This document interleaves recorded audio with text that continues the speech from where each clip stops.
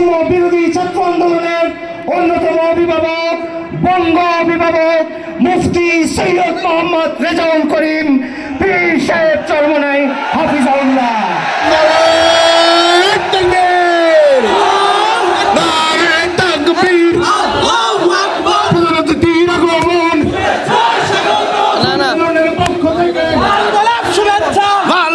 শুভেচ্ছা আমিরের আগমন, শুভেচ্ছা স্বাগতম, শুভেচ্ছা স্বাগতম আমিরের আগমন, ছাত্র আন্দোলনের পক্ষ থেকে লাল গোলাপ শুভেচ্ছা, ছাত্র আন্দোলন বাংলাদেশ জিন্দাবাদ জিন্দাবাদ, জিন্দাবাদ জিন্দাবাদ, ছাত্র আন্দোলন বাংলাদেশ থাকবে। আল্লাহু আকবার। আলহামদুলিল্লাহ,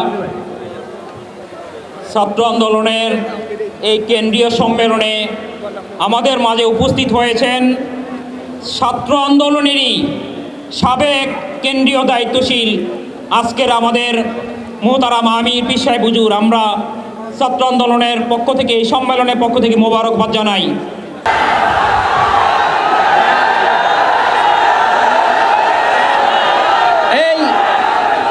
এই অন্তর্বর্তী সরকারকে আমি বলতে চাই, আপনাদের একটা জিনিস খেয়ালে রাখা দরকার। আপনাদের আগে আপনাদের প্রিয় ভাজন নেতারা লোকেরা 2008 ভারতের কোনো কুচক্রী মহলকে আমরা এখানে কিছু করতে দেব না। এই জমিন আমাদের, এখানে আমরা সবাই একসাথে বসবাস করব।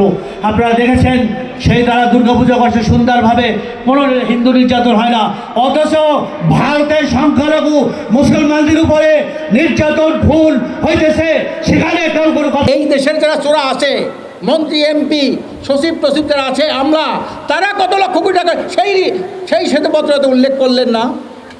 যখন দেশটা দুর্নীতিতে 5 বার বিশ্ব চ্যাম্পিয়ন হইল, ওই বাংলাদেশের সংগ্রামী কেন্দ্রীয় সভাপতি আলহাজ মোহাম্মদ আমিনুল ইসলাম।